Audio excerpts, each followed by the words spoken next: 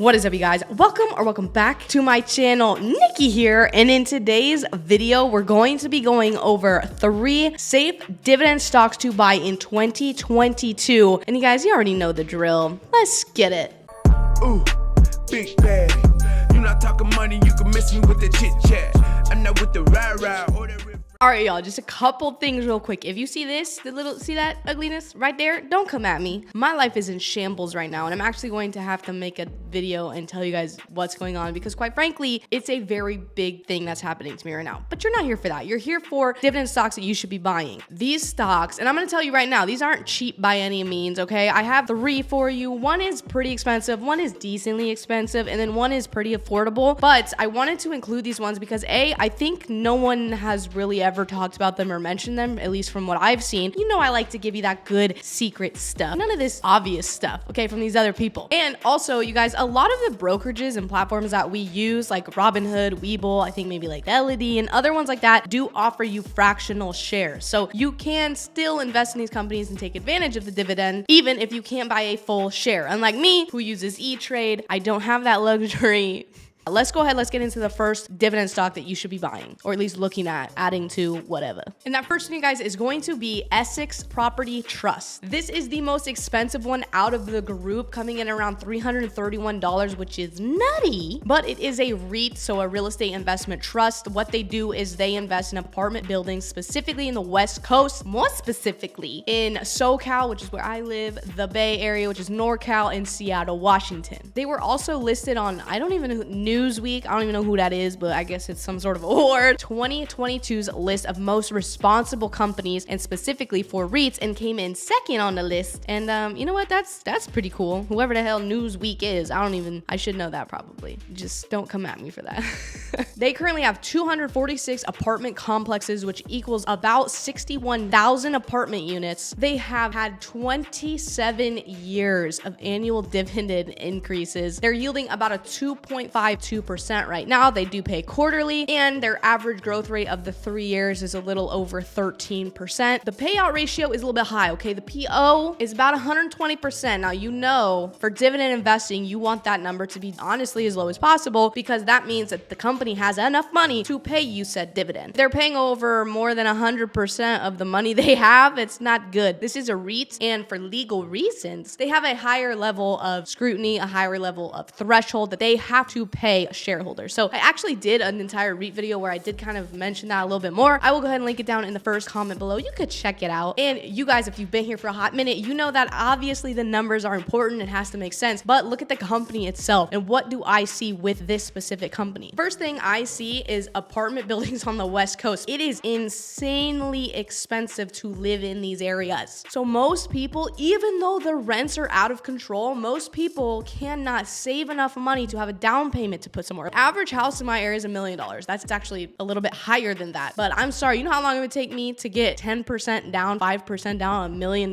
So even though the rents are high, it is a better option for people because they can usually find a way to pay that monthly versus finding a huge lump sum of cash to put down on a property. So because they're in these areas, I know that the demand for these will be extremely high and continue to be high. Also, you guys already know how I feel about real estate in general. You need somewhere to sleep, somewhere to eat, somewhere to do your business. And so I just feel like real estate is the most solid investment that you can make. I mean, I want to get into real estate investment myself, but like I just am comfortable with REIT, this one, and the fact that it's 27 years of consistency and growth and dependability. Like, I'm cool with it. But let's get to the second stock that you should add to your portfolio. So the second one is going to be Brown-Forman, ticker BF.B. Now, they are the largest producers, distributors of alcohol in the world. A brand that you guys and gals, okay, I know a few viewer girls, you might recognize Jack Daniels. You probably heard of them, probably gave you, a good time. That's them. They're currently trading around the $67-ish mark. They have a yield of about 1.12%, which is not the highest by any means, but check this out. They do have 38 years of consecutive dividend growth and a reliable paying dividend that they have been paying for 78 years. They last raised the dividend actually very recently in November of 2021. They raised it 5% to an average quarterly per share of 18.85 cents.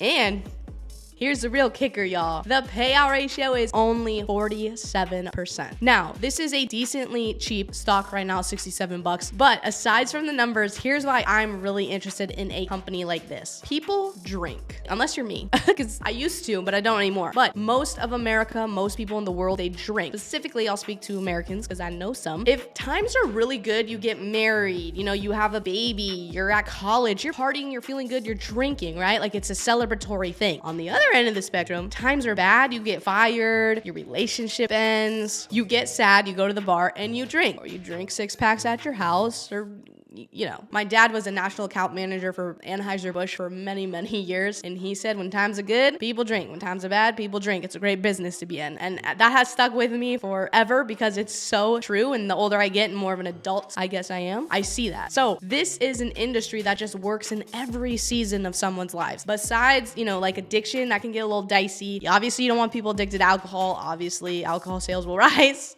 It is what it is. But you don't want people to hurt themselves. And in the same breath, you may have people who are now sober, or people like myself who actually don't really drink, but majority is in either season, people are gonna have a drink or two. Now, I'm not gonna lie, on this third one was pretty left field, pretty out of the park.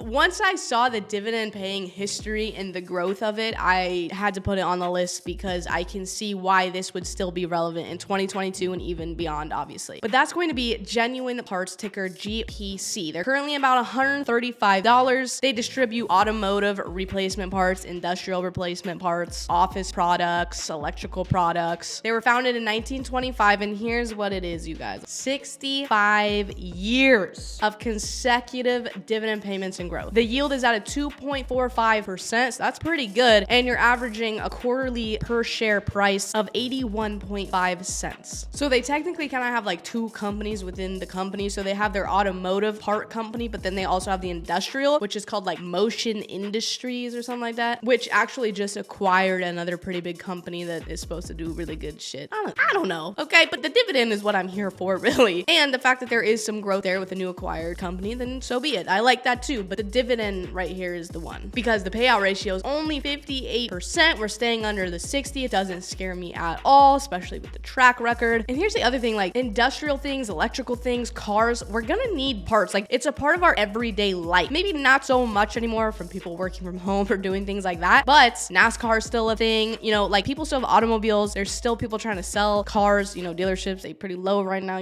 that whole situation, but it is still a part of our everyday lives. And so I do feel for that there's a little security, not to mention the other aspects of the company. Then I saw this is Simply Wall Street. Okay, it is a paid thing that you could do. I actually did it. I don't think I pay for it anymore because I have my own spreadsheet, but you can see that they kind of go over like a serious mathematical equation here to see about the value, the actual value of this company, if it's undervalued, if it's overvalued, all this yada yada. But I'm gonna stop it right here because through their math, you can see it's about 36% undervalued. They're thinking fair value for this is around $208 and you can pick it up for $133 right now. Well, actually, I think when I checked yesterday it was $131. So even more of a bargain. And I just feel with numbers like that, history like that, new acquisitions they're still pushing the needle forward, and the mathematical equation of the professionals, not me, saying that it's almost about 36% undervalued, I think this may be a very good one that you guys are gonna wanna add to your dividend portfolios for 2022. What do you think of my kind of undercover stocks here? Do you agree? Do you disagree? Is it something you would look into or not? Let me know down in the comments below. If you could smash the thumbs up, you already know it really helps me. And like always, you guys, if you like making money and having a good ass time, you should consider subscribing by hitting the NB in the bottom corner or the red subscribe button. And like always, guys, if you made it this far, you know I absolutely love you. Come here.